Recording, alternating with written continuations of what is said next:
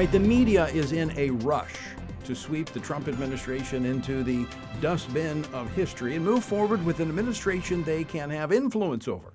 So, not content with themselves declaring Joe Biden president-elect, this has become their litmus test. This was from yesterday on CNN's State of the Union address.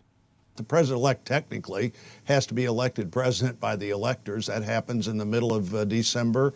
And then January the 6th, I'm one of the 4 members of the Congress that participates in the joint session that decides if those electoral votes are fully accepted. And of course, that's when this process is over, when those votes are accepted and counted. That was Senator Roy Blunt of Missouri with Dana Bash yesterday on CNN State of the Union. Senator Roy Blunt serves as chairman of the Senate Republican Policy Committee. He's also the chairman of the Senate Rules Committee, and he joins us now. Senator, welcome back to the program.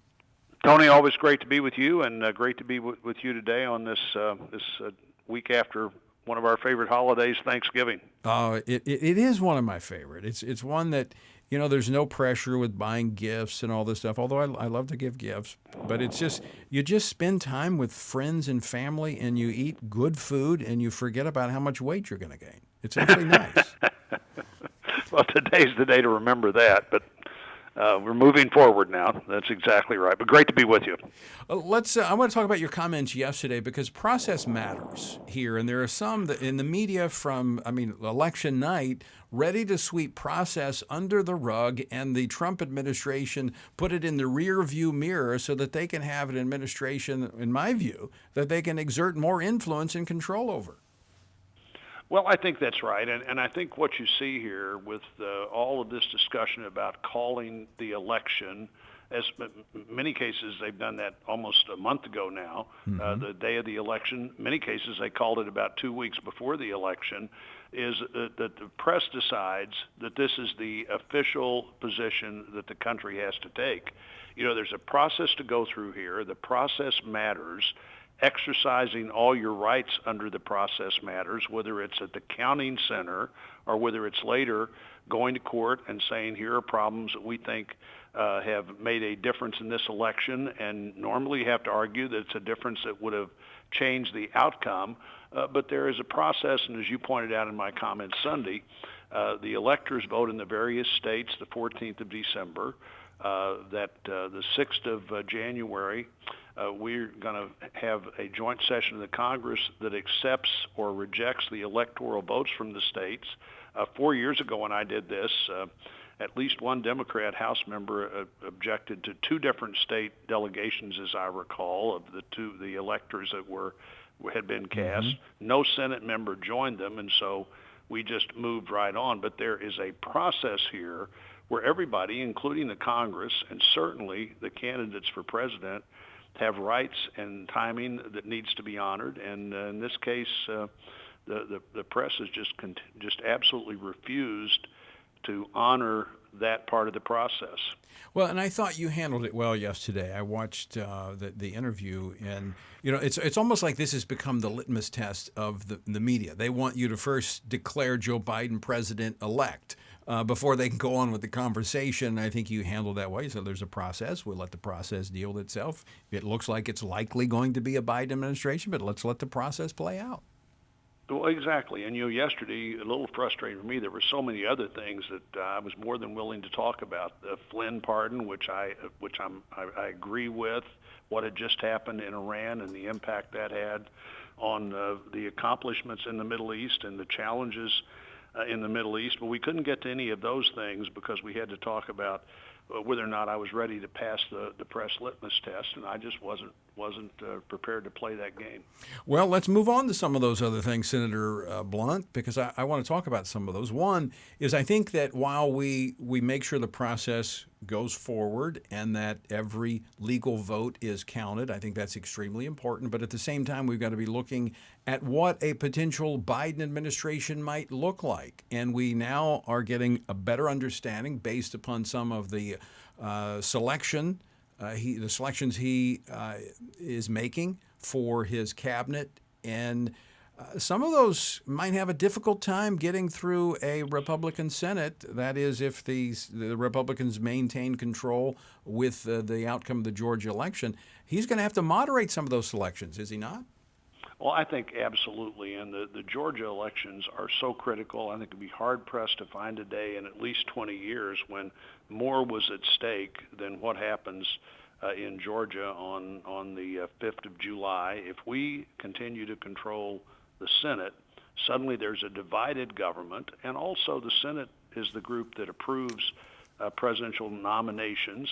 And there'll be some significant and I think appropriate feeling that the president has the right to name people who will help him get his work done, particularly if they're bounded by the 4 years of that presidency as opposed to a lifetime judicial appointment or something like that. But he doesn't have the right to name just anybody. The Senate has a responsibility here. Bernie Sanders for Secretary of Labor is probably further than a Republican Senate would be willing to go. Other people will meet that same, exceed the standard. Doesn't mean the president doesn't get to have help. It does mean the president has to comply with the consent part of what happens in the Senate. I think the Democrats take over the Senate just as Senator Schumer has said they would. They will, according to him, change America and change the world.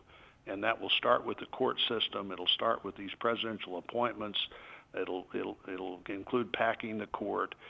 There's a lot at stake in Georgia, and I hope Georgia voters are thinking seriously about how much impact what they do a month from now will have on the future of the country. Yeah, that election being January the 5th. I guess it's 2 months from now. 2 months from now. Key election. It's going to make a big difference. Now, the issue where people are, there's a little, obviously there's discouragement with the outcome of the November election and the fact that it does appear that there's irregularities and manipulations, but for those folks in Georgia, this election probably is one of the most important elections, as you said, that we've seen in history in terms of the implications this has for so many aspects. Well, that's right. And to get my date straight, it is a month from now. It's the 5th of January, and we're moving quickly toward that. But what will happen if to the tax policies that I think have made a real difference in the economy and the opportunity in the country, our efforts in the courts to have judges who they see their job as determining what the law and the Constitution says rather than what some judge thinks it should have said. Look at what the Democrats have promised to do: raise taxes, change the composition of every federal court that they can add judges to, Medicare for all, that means Medicare for none. If you're depending on Medicare for now, you'd be in real trouble if that happens, and so many other things that they won't be able to do with a Republican Senate. The country can still move forward, but it has to move forward in a much more measured, middle of the ideological spectrum kind of way than it would if Democrats are given everything. I think they'll change the Senate rules to where 51 of them can pass legislation. And, of course, you've got Speaker Pelosi on the other side of the building eagerly waiting to send that legislation over or get it from the Senate and put it on President Biden's desk if that's what happens. Yeah, and just to underscore, Senator, what you're talking about judges and packing the courts, just last week, as I mentioned earlier, on the eve, and we're going to talk about this later in the program, on the eve of Thanksgiving, where the court basically stepped in to uphold the First Amendment freedom of churches in New York as a result of the overreaching arm there of Governor Cuomo. So that type of stuff is at stake. Very fundamental freedoms, freedom of religion, freedom of speech. Those things hang in the balance. Senator, I want to move on. You mentioned this, and I want to get your take on it. What happened in Iran and what may be happening as America moves away from this America First foreign policy in which we have exerted our strength and we have demanded certain things, and quite frankly, I think the world's been a safer place in the last 4 years. What's on the horizon under a Biden administration? Well, I think what happened in Iran, to the scientists. We believe, I think everybody believes, intimately involved in moving toward a nuclear Iran, just shows the incredible potential of what can happen if we do the wrong things in that part of the world, and also calls attention to what the president has been able to accomplish. The Abraham Accords, where the UAE, where Bahrain, where others are clearly moving toward a relationship where Israel is part of the Middle East and part of the discussions in the Middle East. It would be a mistake to embrace Iran again. What the president's accomplished by making China perform at a higher and more acceptable standard if we're going to deal with them economically and in other ways, what he's accomplished with the new trade agreements between Canada, Mexico, and the United States, all significant steps in a new direction. This is not the world that the president found in January of 2017. It can't be a third Obama administration.